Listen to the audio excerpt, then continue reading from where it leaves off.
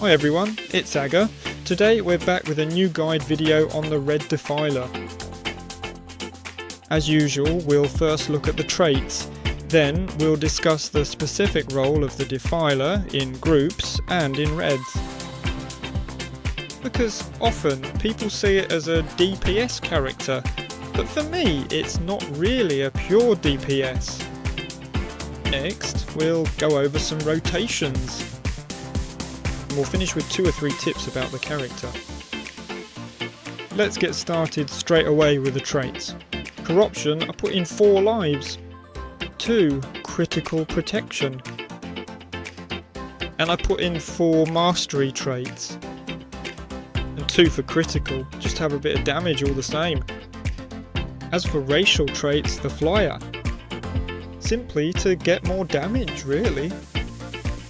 The tireless warrior to have more regeneration in combat. Rage to have a higher chance of critical hits and, above all, more health. Blood of fire, a classic, so you can reflect damage. And warrior against the deep to reduce tactical damage a bit. As for clash traits, I go for health and armour, pretty standard. Fugal cursing, very important. It allows you to recover from your debuffs more quickly. This is absolutely essential when you're playing Red Defiler. Fast Club as well, that lets you cast your spells instantly. Well, your damage spells instantly, that is. Next, Enhanced Skill, Blind. This will increase the duration of the dot from your blind. And it will further amplify the reduced healing when enemy characters are in the area. Enhanced Skill, Plague Gourd. This will allow you to increase the debuff on this spell. Here you can see that in Violet there's a debuff to evade, parry and block. And Enhanced Skill, Curse of the Sticky Feet. This lets you improve this spell, giving you a stronger slow that lasts longer. And also a small debuff, reducing fire and tactical damage. So that's going to increase your damage a bit. As for tribal traits, when you're in a group or a raid, I personally recommend the White Hand. So you can do a bit of tanking. Because let me remind you, the Raid Defiler is even squishier than a Healing Defiler. Because here, you're hardly any healing left and you don't have any survival spells. I really do recommend you take this. And then, if you want to do duels or if you just want to do your quests, on your own or in small groups where, for example, there are 2 healers with you so you can be protected, I'd recommend Shelob instead to increase the damage of your dots, your damage over time, by 30%. And your damage over time, 2 seconds longer. There you go, so that was for the trait section. Now let's move straight on to the next part. So before we continue with rotations, just to clarify, in groups and in raids, the strength of raid filers, right, is going to be the debuffs you put on your enemies, not your damage. Your damage isn't rubbish, alright, but you're not the ones with the best DPS in the game. A spider will deal far more damage than you, with its poisons, with its damage over time. Similarly, a reaver will do more damage than you, so there you have it. Where you really make a difference is with the debuffs you apply to your opponents, not the damage. So you're a debuffer first and foremost, rather than a pure DPS. Now, obviously, if you're doing duels, that's a different matter. The Raid Defiler is very strong in duels when you know how to play it. But there you go, I'm talking about group and raid content as usual. Right, now that that's been said, before we get into rotations, let's first go over a few tips that are quite little known about the Raid Defiler. Well, there aren't thousands of them either, because the Raid Defiler is more of a character whose difficulty lies in your positioning and a bit in your knowledge of the game, alright?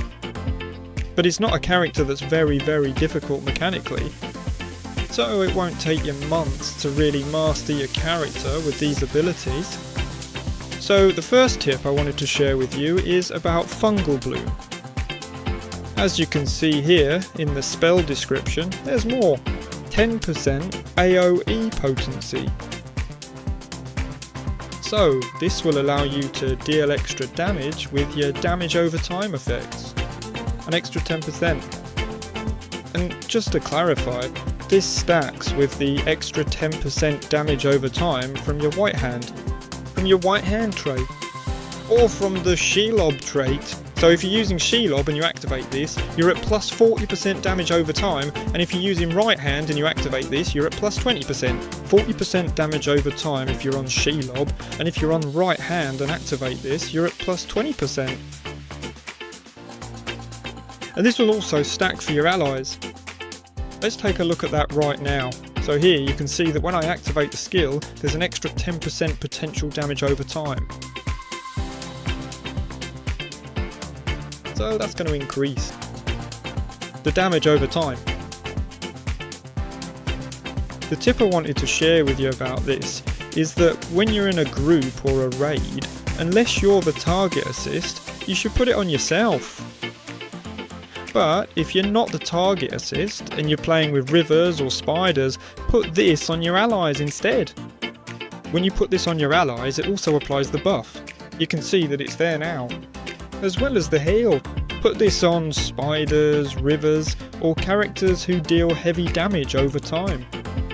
It will really boost your team's damage against the opposing team. It's really simple, but I see loads of people not doing it, even though it's actually very effective. Especially since, as I mentioned just before, it stacks with certain traits. It's really simple, but this is the first thing that a lot of people underestimate.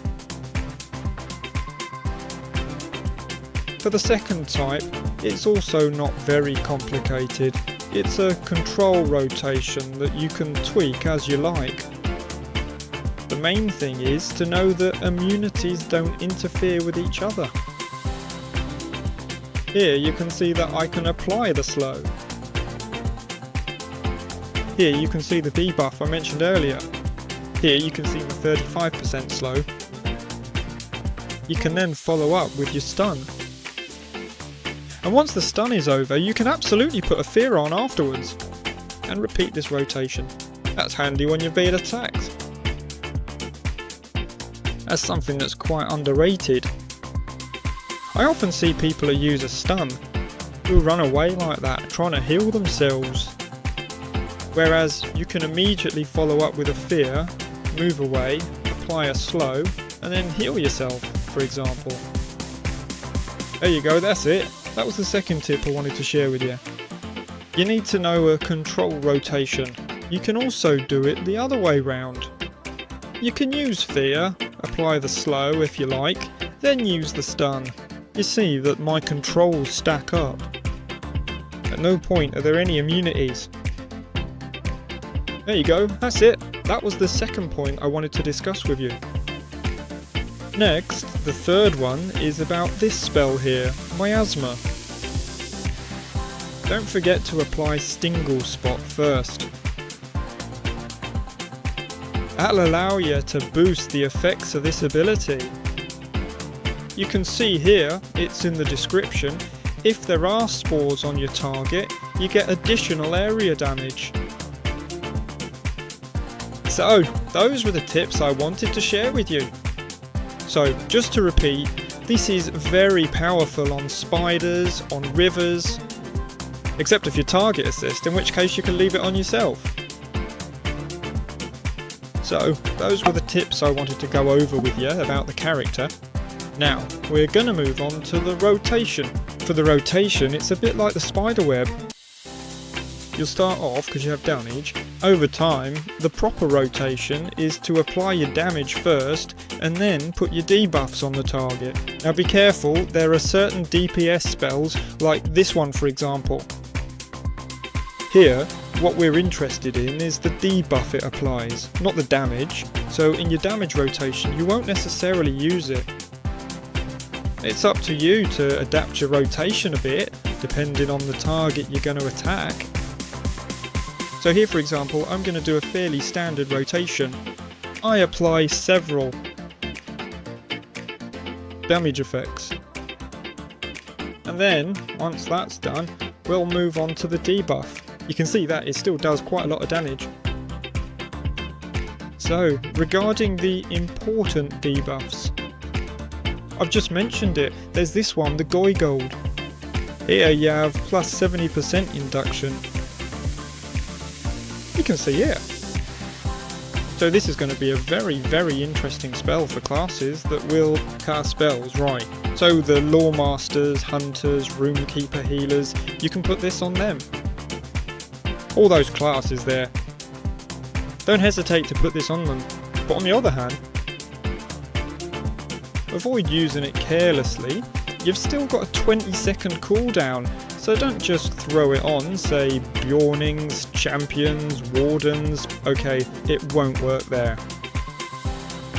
It's better to save it for the right target. What you need to remember is that it's not just about doing your rotations properly in raid as a filler, it's about applying the right debuffs to the right people at the right time, alright? All while following the target assist. So, continuing with debuffs, you also have this skill which allows you to apply a debuff, but only if you score a critical hit. So that's why I think it's quite important to have at least a bit of crit here when you're in a raid as a filler. There you go, it didn't proc. We'll try to cast it again to show you.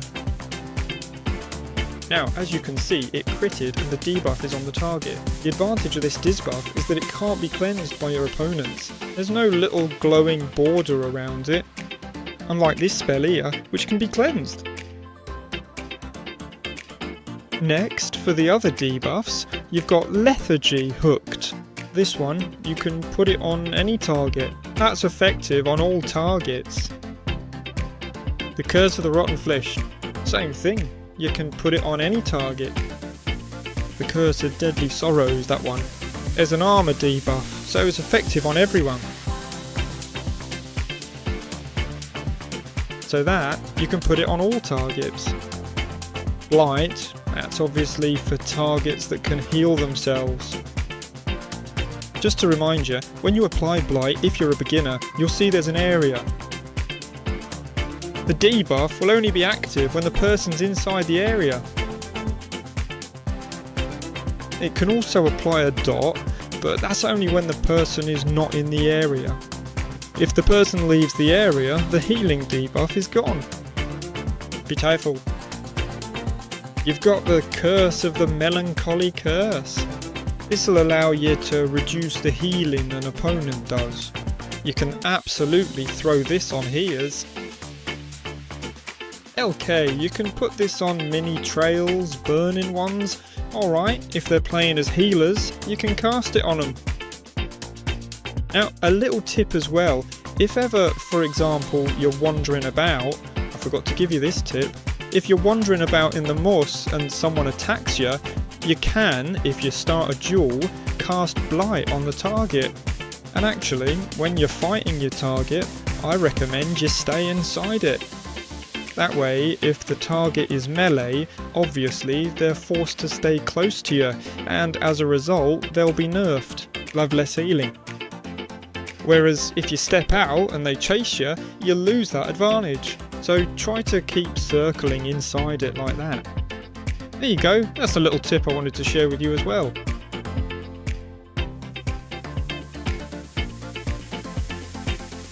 As for rotations, what you'll do is first deal some damage to the target, just like I've just done. And once that's done, you'll move on to debuffing, like so. But when you apply your debuffs, you won't necessarily have to use all of them. When you do your rotation, there will be a few spells to use. You'll need to slightly adapt your rotation depending on the target you're hitting.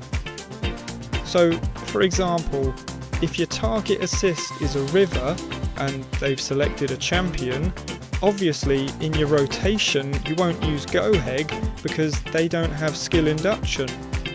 And you won't use it. For example, Melancholic Hurt, because it won't heal the others. You can use a Blight, because it applies to himself, but you won't use that on him. You'll save it for healers. You can keep that for healers or for characters who cast spells, as I mentioned just before. So in your rotation, you'll do it in this order, for example. That, if it's ready, but don't risk your character too much by going into melee all the same. Then, for example, you'll use these spells. At a push, you can use a sticky feat, and then you'll go back to your DPS spells. If the target changes, and this time we're going for a healer, you'll add this spell. And in your debuff rotation, you'll be able to add this spell. There you go. Also, don't hesitate as a Red Defiler to use your fear to protect your healers or your black arrows. Don't hesitate to get close to your allies and use fear to try and help them. It can be very useful to them. You also have the Buggle. Don't hesitate to cast it on, for example, one of your healers to try and help them. That's something you can do as well. It can always buy you some time. Just because you're DPS buffers doesn't mean you can't help your allies. There you go. So, that's about it. The Philo's raid isn't a particularly technical character. It's mainly about positioning and being able to adapt your debuff rotation. Depending on the target, which is selected by your target, that is, your leader. As for your positioning, I'll say it again, you don't have any survival spells. The only thing you've got is 2 small eels. You've got some interesting crowd controls like the FYR. But that's it really. You don't have any bubbles, you don't have a sprint, you don't have stealth, no vanish. None of that. So try to stay more towards the back. Roughly where your healers or your black arrows are. And try to save your crowd controls for protection. There you go, just to clarify, that's in group and in raid. I'll say it again, it's not because of a constraint, that's it. So think about your positioning. Always keep an eye on where you are in relation to your enemies.